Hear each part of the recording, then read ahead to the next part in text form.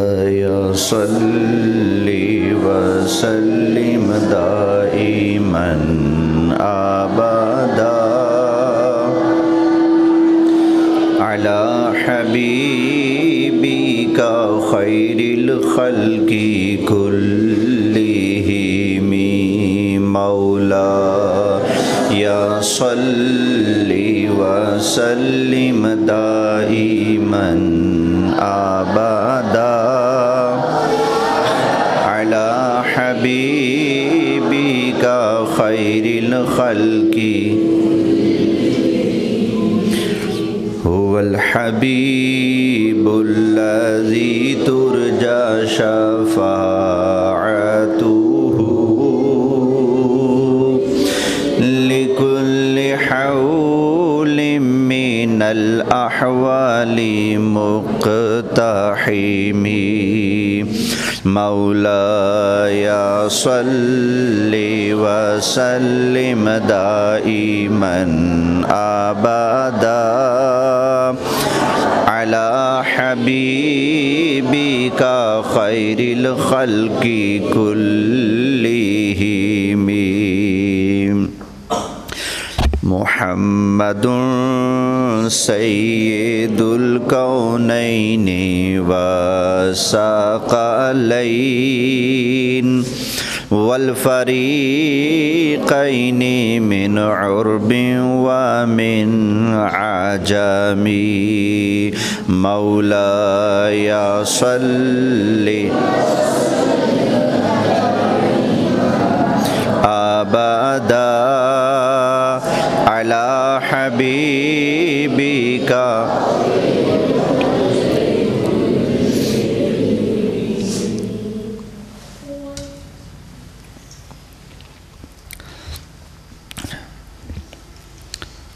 مسئلہ رفع الیدین کے حوالے سے ابتدائی چند باتیں بیان ہوئی تھیں۔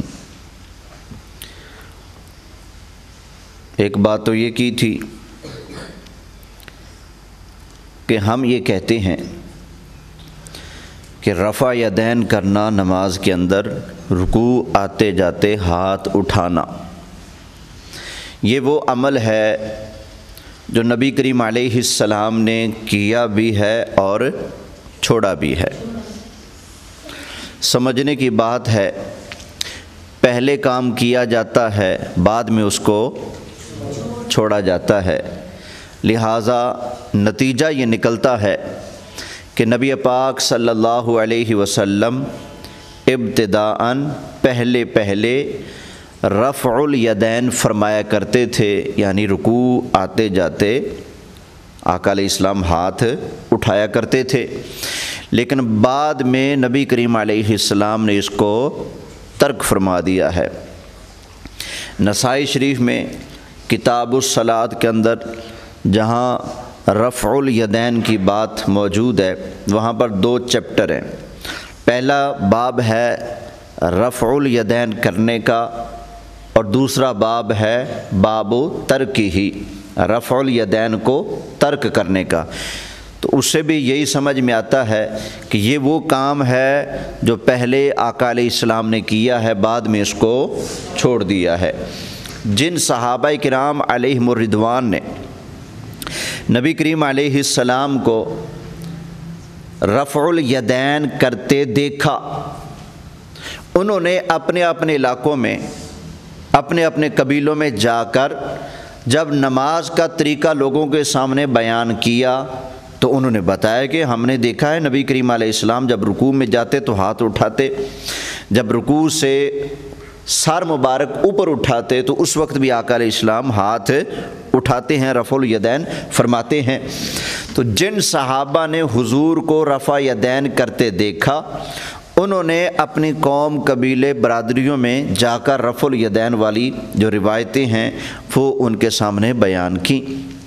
اور وہ صحابہ کرام علیہم الرضوان جنہوں نے یہ دیکھا کہ نبی کریم علیہ السلام نے رفع یدین چھوڑ دیا ہے، انہوں نے پھر لوگوں کے سامنے جب نماز کا طریقہ بیان کیا تو ان صحابہ کرام علیہم الرضوان نے پھر لوگوں کو یہ بتایا کہ یہ وہ عمل ہے جو نبی کریم علیہ السلام نے چھوڑ دیا تھا۔ حضرت عبداللہ بن مسعود اور دیگر بھی جلیل القدر صحابہ کرام علیہم رضوان وہ جو ہیں نماز پڑھتے اور نماز کا طریقہ جب سکھاتے تھے تو آپ اس میں رفع یدین کا ذکر نہیں کرتے تھے، نماز پڑھتے تو اس میں رفع یدین نہیں کیا کرتے تھے۔ اب کچھ صحابہ ہیں جو رفع یدین کرتے بھی ہیں اور لوگوں کو بتاتے بھی ہیں کہ نبی کریم علیہ السلام نے رفع یدین کیا ہے، اور کچھ صحابہ ہیں جو لوگوں کو کہتے ہیں آؤ میں تمہیں بتاتا ہوں نبی کریم علیہ السلام جب نماز پڑھتے تھے تو سرکار رفع یدین نہیں فرماتے تھے۔ وہ بات کرنے والے بھی صحابہ ہیں اور یہ بات کرنے والے بھی کیا ہیں؟ صحابہ ہیں۔ اب ہم دیکھیں گے کہ کون سے صحابہ کی بات کو ہم لیتے ہیں اور کون سے صحابہ کی بات کو ہم چھوڑ دیتے ہیں۔ چھوڑتے ہیں تو اس کی وجہ کیا ہے، ان کی بات لیتے ہیں تو اس کی وجہ کیا ہے۔ عام طور پر رفع یدین کی حدیثیں بیان کرنے والے وہ حضرات ہیں کہ جو نبی کریم علیہ السلام کے پاس ایک مدت کے لیے آئے پھر چلے گئے، جیسا کہ حضرت مالک بن حویرث رضی اللہ تعالی عنہ، یہ اپنے ساتھیوں کے ساتھ 20 دن کے لیے مدینہ شریف میں نبی کریم علیہ السلام کے پاس آئے۔ کتنے دن کے لیے؟ 20 دن کے لیے آئے۔ تو وہ جب اپنے قبیلے میں گئے اور لوگوں کو نماز کا طریقہ بتایا تو فرماتے تھے لوگوں میں نے دیکھا ہے نبی کریم علیہ السلام رکوع میں جاتے ہیں رفع یدین کرتے ہیں، رکوع سے سر اٹھاتے ہیں تو آقا علیہ السلام پھر بھی رفع یدین کرتے ہیں۔ اب یہ رفع یدین کی حدیث بیان کرنے والے صحابی کتنا عرصہ حضور کے پاس رہے؟ بولیں 20 دن۔ اور جو رفع یدین کو چھوڑنے والے صحابی ہیں، رفع یدین نہ کرنے والی حدیثوں کو بیان کرنے والے ہیں، وہ صحابی وہ ہیں حضرت عبداللہ بن مسعود رضی اللہ تعالی عنہ، جو جنگوں میں حضور کے ساتھ ہیں، مدینہ میں حضور کے ساتھ ہیں، مکہ میں حضور کے ساتھ ہیں، جنگلوں میں حضور کے ساتھ ہیں، سفر میں حضور کے ساتھ ہیں، نبی کریم علیہ السلام کی وفات تک ہمیشہ حضور کے ساتھ رہے، وہ صحابی ہیں حضرت عبداللہ بن مسعود رضی اللہ تعالی عنہ۔ وہ فرماتے ہیں الا اصلی بکم صلاۃ رسول اللہ صلی اللہ علیہ وسلم، آپ نے فرمایا لوگو میں تمہیں نبی پاک علیہ السلام والی نماز پڑھ کے دکھاؤں؟ تو لوگوں نے کہا جی ہاں جی دکھائیں۔ تو فصلی، حضرت عبداللہ بن مسعود نے نماز پڑھی، فلم یرفع یدیہ الا فی اول مرہ، تو آپ نے صرف نماز کے شروع میں ہاتھ اٹھائے، باقی پوری نماز میں ہاتھ بولیں ہاتھ نہیں اٹھائے۔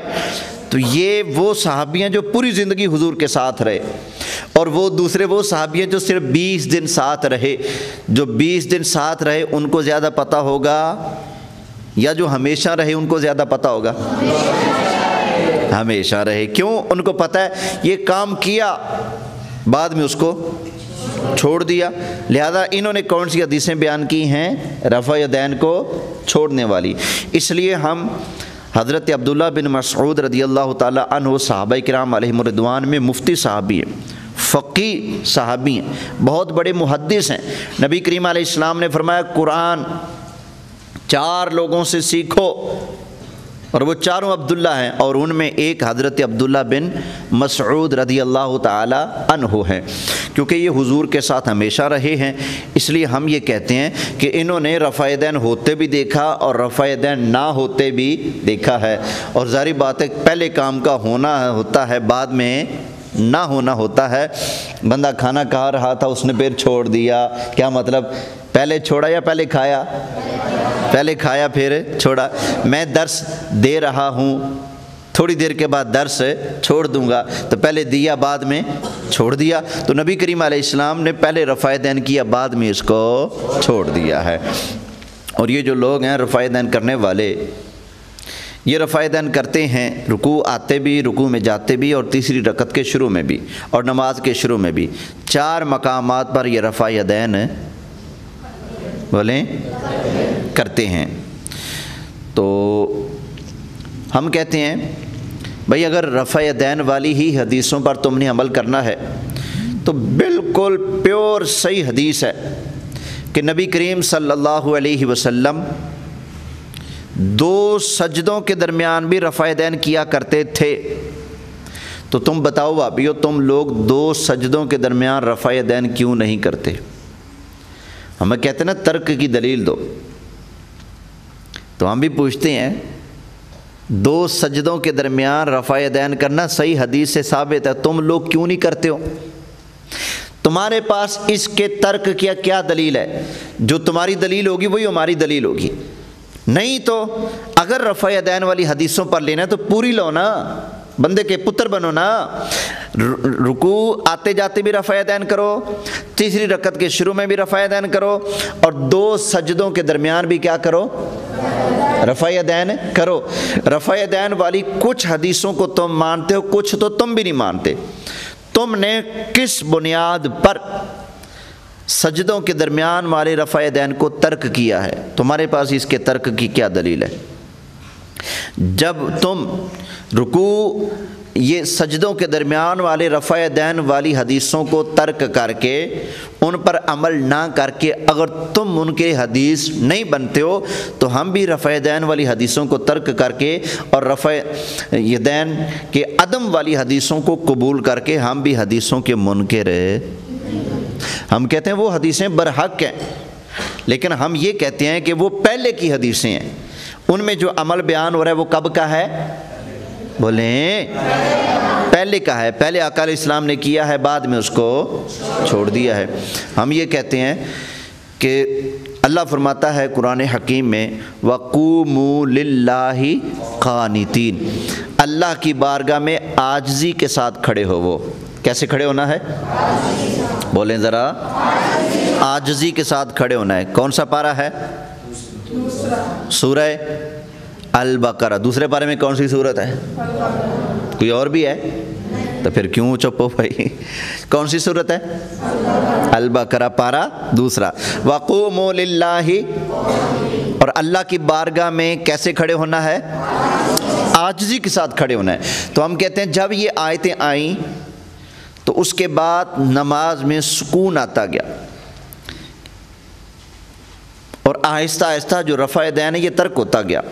پہلے تو نماز کے اندر یہ بھی تھا نا، نماز ہو رہی نا، دوسرا آ گیا السلام علیکم، تو نمازی نے کہا وعلیکم السلام ورحمۃ اللہ وبرکاتہ، الحمدللہ رب العالمین الرحمن الرحیم مالک یوم الدین۔ تیسرا آ گیا السلام علیکم، اس نے کہا جی وعلیکم السلام ورحمۃ اللہ وبرکاتہ، ایاک نعبد و ایاک نستعین اہدنا الصراط المستقیم۔ چوتھا آ گیا السلام علیکم، اس نے کہا وعلیکم السلام صراط الذین انعمت علیہم۔ پہلے تو نمازوں میں یہ بھی تھا، تو یہ بھی بند ہوگا کہ نہیں ہو گیا؟ بولیں یہ بھی بند ہو گیا۔ پہلے نمازوں کے اندر باتیں بھی ہوتی تھیں شروع میں، اللہ اکبر الحمدللہ رب العالمین، پیچھے سے ایک نمازی آ گیا یہ کون سی رکعت ہے؟ اس نے کہا ابھی پہلی رکعت ہے، ٹھیک ہو گیا، اللہ اکبر کہہ کے وہ بھی شروع ہو گیا۔ پہلے یہ بھی تھا۔ پھر نماز میں جب اشارہ بھی تھا، کتنی رکعتیں ہو گئی ہیں؟ کتنی رکعتیں ہو گئی ہیں؟ السلام علیکم، اشارہ بھی تھا، پھر یہ بھی تھا نماز میں السلام علیکم ورحمۃ اللہ، السلام علیکم ورحمۃ اللہ، جب سلام پھیرتے تھے۔ یہ ساری چیزیں بند ہوئی کہ نہیں؟ بولیں ہو گئیں۔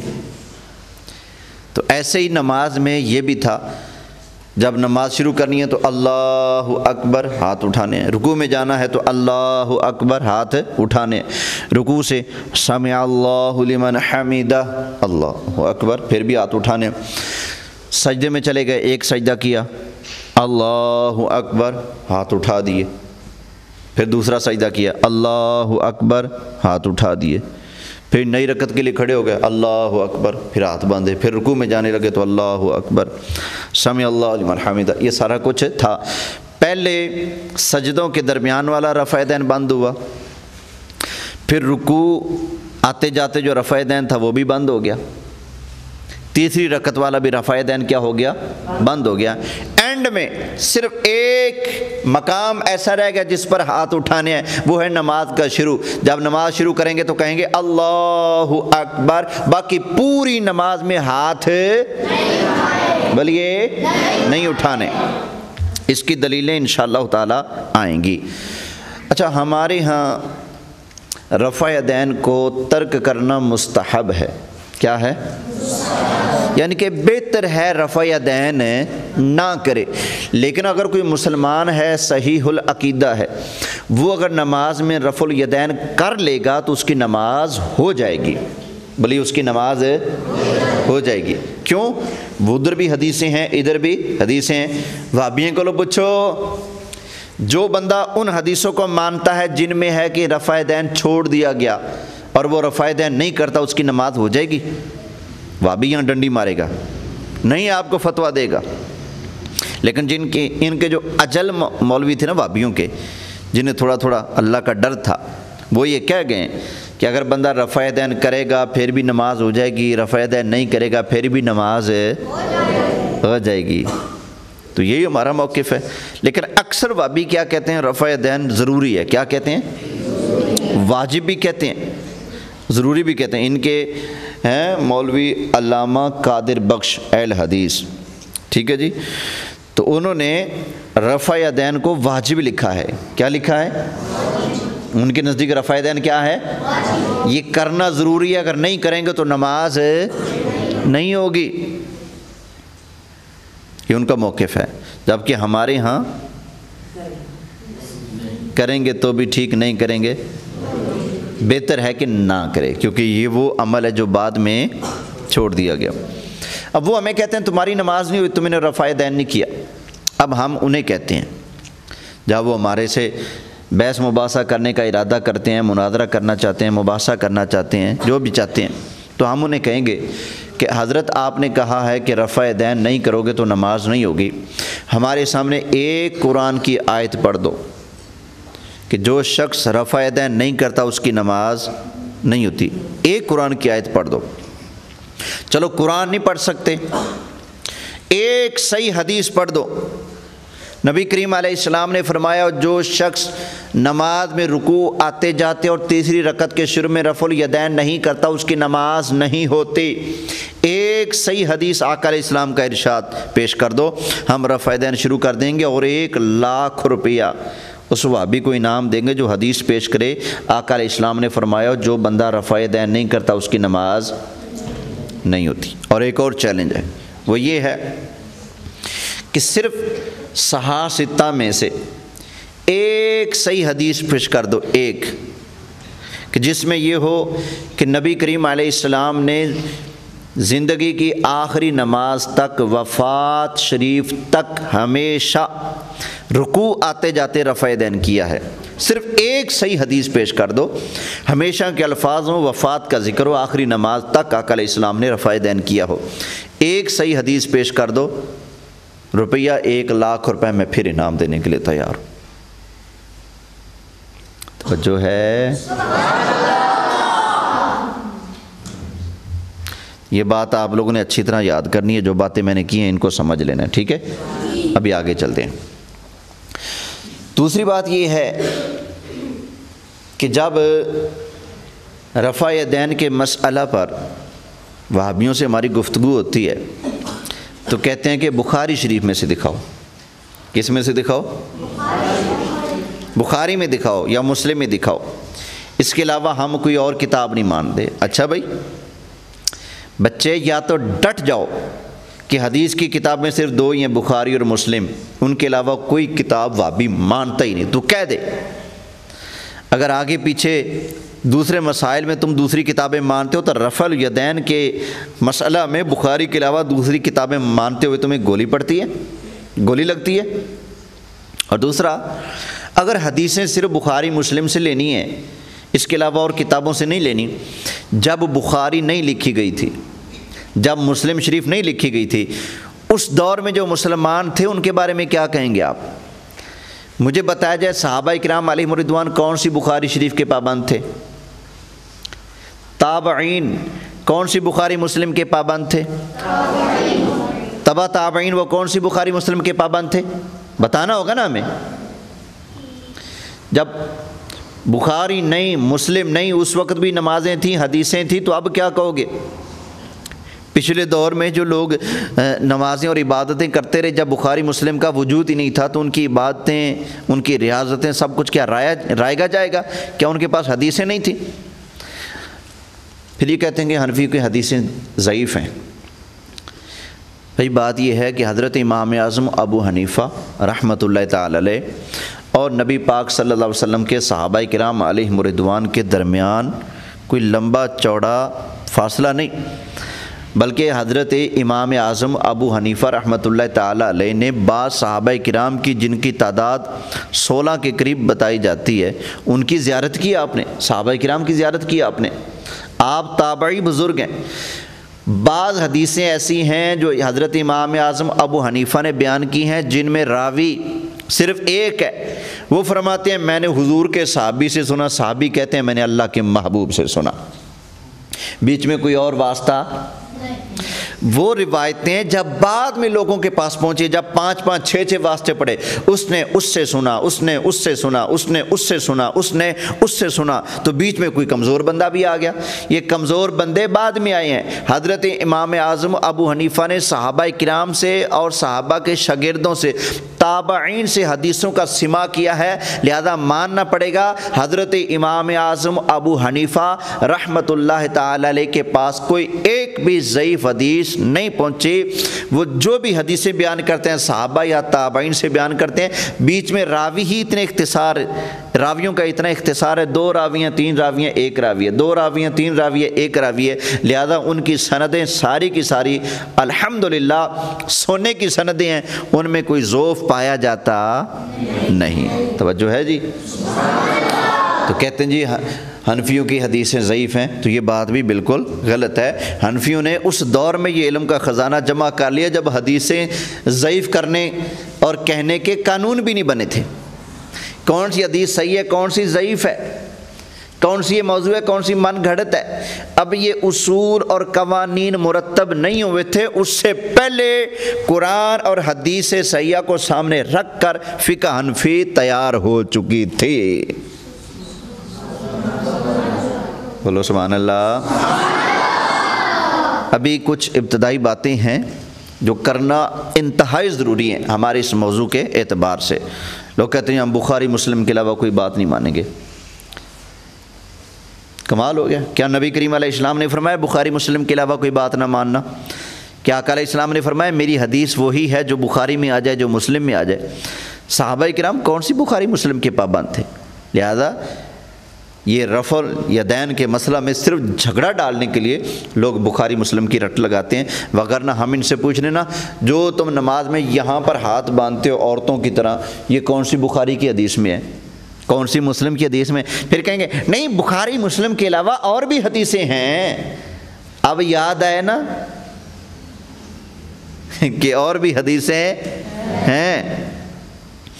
جب امام کے پیچھے سورۃ فاتحہ پڑھنے کی بات ہو تو تب تو تم حدیثوں کی کتابوں سے بھی نیچے اتر کر جو فقہ کی کتابیں ہیں ہدایت تک آپ پہنچتے ہو، تو اس وقت ہدایہ بھی دلیل بن جاتی ہے، اور اب کہتے ہو کہ ترمذی، نسائی، ابو داؤد، ابن ماجہ دلیل نہیں بنیں گے۔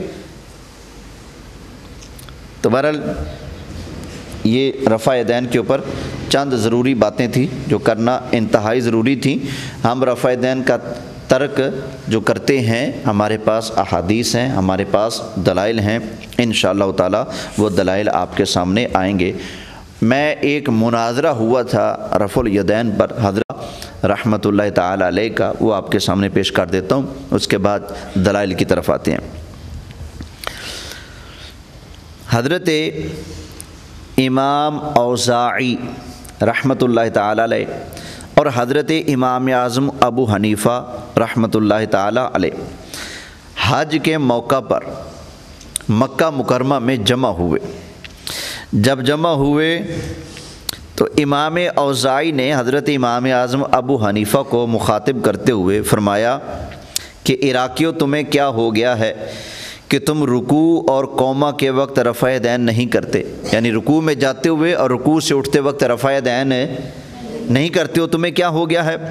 تو امام اعظم ابو حنیفہ رحمۃ اللہ تعالی علیہ نے فرمایا اس لیے کہ اس بارے میں کوئی حدیث صحیح ثابت نہیں ہو سکی۔ تو امام اوزاعی رحمۃ اللہ تعالی علیہ نے فرمایا کیسے ثابت نہیں ہوئی، حالانکہ آگے انہوں نے حدیث پڑھی کہ جو زہری محدث ہیں وہ بیان کرتے ہیں حضرت سالم سے، اور وہ بیان کرتے ہیں اپنے والد عبداللہ بن عمر رضی اللہ تعالی عنہ سے، اور وہ بیان کرتے ہیں نبی کریم علیہ السلام سے انہ کان یرفع یدیہ اذا افتتح الصلاۃ، کہ نبی کریم علیہ السلام رفع یدین کیا کرتے تھے جب آقا علیہ السلام نماز کا آغاز فرماتے، وعند الرکوع وعند الرفع منہ، جب آقا علیہ السلام رکوع میں جاتے اور رکوع سے سر اٹھاتے اس وقت بھی رفع یدین فرمایا کرتے تھے۔ تو فقال ابو حنیفہ، تو حضرت امام اعظم ابو حنیفہ رحمۃ اللہ تعالی علیہ نے ارشاد فرمایا فحدثنا حماد عن ابراہیم عن علقمہ والاسود عن ابن مسعود رضی اللہ تعالی عنہ عن رسول اللہ صلی اللہ علیہ وسلم کان لا یرفع یدیہ الا عند افتتاح الصلاۃ، وہ فرماتے ہیں کہ ہم تک یہ حدیث پہنچی ہے کن راویوں سے؟ حماد سے، اور وہ روایت کرتے ہیں ابراہیم سے، وہ علقمہ سے، وہ اسود سے، اور وہ عبداللہ بن مسعود سے، اور وہ رسول اللہ صلی اللہ علیہ وسلم کا عمل بیان کرتے ہیں کہ آقا علیہ السلام کانا لا یرفع یدیہ، آقا علیہ السلام رفع یدین نہیں فرماتے تھے عند، کب؟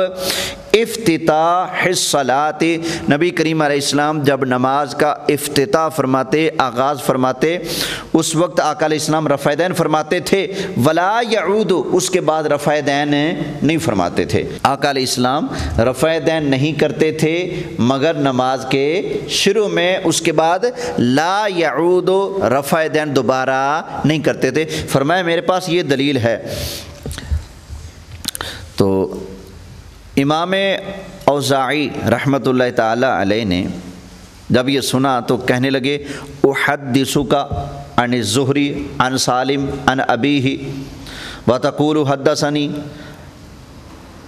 حماد عن ابراہیم فقال لہ ابو حنیفہ، تو کہنے لگے میں آپ کو حدیث سنا رہا ہوں، امام اوزاعی نے کہا میں جو آپ کو حدیث سنا رہا ہوں اس میں راوی ہیں زہری، وہ بیان کرتے ہیں سالم سے، وہ اپنے والد سے، تو آپ جو بیان کر رہے ہیں حدیث مجھ سے اس میں ہے حماد بیان کرتے ہیں ابراہیم سے۔ تو حضرت امام اعظم ابو حنیفہ رحمۃ اللہ تعالی علیہ نے جواب دیا، فرمایا کانا حماد افقہ من الزہری، فرمایا سنو میں جو حدیث بیان کر رہا ہوں نا اس میں ہے حماد، اور حماد زہری سے زیادہ فقیہ ہیں، حماد زہری سے زیادہ بڑے فقیہ ہیں۔ اور فرمایا وکان ابراہیم افقہ من سالم، اور جو ابراہیم ہے میری حدیث کی سند میں ابراہیم وہ سالم سے زیادہ فقیہ ہیں، ان سے بڑے عالم ہیں۔ اور وَعَلْقَمَةُ لَيْسَ بِدُونِ ابن عمر، اور جناب علقمہ جو میری روایت میں وہ عبداللہ بن عمر سے کم نہیں ہے۔